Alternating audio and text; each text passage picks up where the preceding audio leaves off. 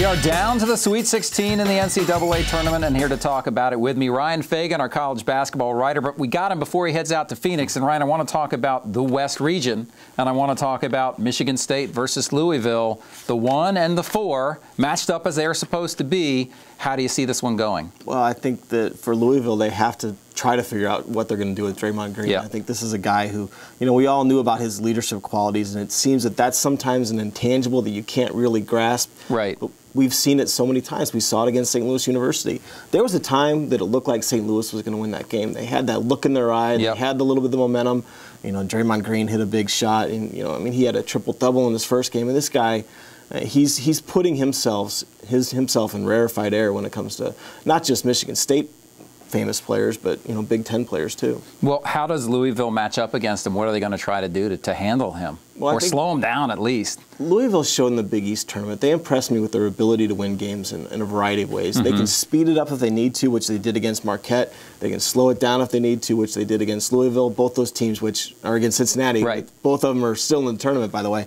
So I think that the Rick Pitino, the coach, he's going to have something planned. This is another great matchup of coaches, Rick Pitino versus Tom Izzo. Right. I think it's going to be fantastic strategy-wise, not just what the players do, but what the coaches devise. Now, would you say Michigan State just has the edge in talent-wise on the floor in this game? I think they have the best player. I think that Louisville has a lot of very talented players. Maybe their numbers 2 through 5 might be a little bit better than Michigan State, and not a lot better. But I think when you're looking at guys like Peyton Siva and Russ Smith and all these fast, Chris Smith, the guard. I mean, Louisville's guards are incredibly quick.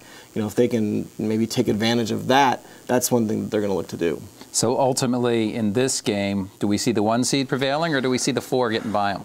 I think we see this game going down to the last minute, and in that case, it's a matter of who's going to make more big plays, Draymond Green or Peyton Siva for Louisville. And after all the stuff that Draymond Green's done, it's hard to go against him. All right, you can't pick against Draymond Green. How about Marquette versus Florida? Again, another team out of the Big East. Florida, they whipped up on Virginia. Then they had to deal with Norfolk State, which they didn't really have a problem with them. Yeah. So what do we know about Florida, and how do we see this one going? What's the key to this matchup? Well, what we've seen from Florida is what we expected to see from Florida from the beginning of the year. There was a reason they were ranked in the top 10 at the beginning of the year. You had a team very capable of hitting three-pointers, and it's not just the 2 returning guards, Kenny Boynton and Irving Walker. It's the freshman Bradley Beal, who's done a great job. It's Eric Murphy, who's kind of a stretch four, and he's a big that he opens up the floor with his ability to shoot out there.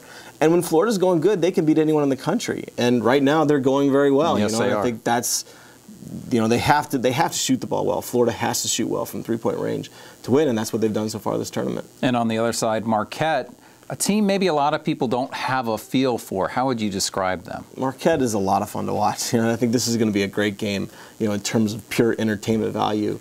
And Marquette has shown that they have a grittiness, a toughness.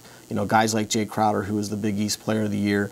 Darius Johnson-Odom is one of the most electric dunkers in the field. You just hope in this game that there are a lot of long rebounds from those Florida missed three-point shots so we can see him get out there and do his thing a couple times. But, they just have a lot of grit. They have to take care of the ball.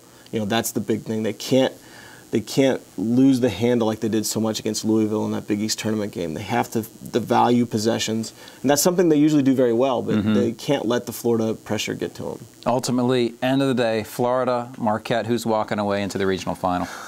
I just don't know that I believe that Florida can shoot the ball that well for a 3rd game in a row, and I think Marquette wins it. All right, Marquette is the answer from Ryan Fagan. We'll see exactly what happens, and we will see you next time.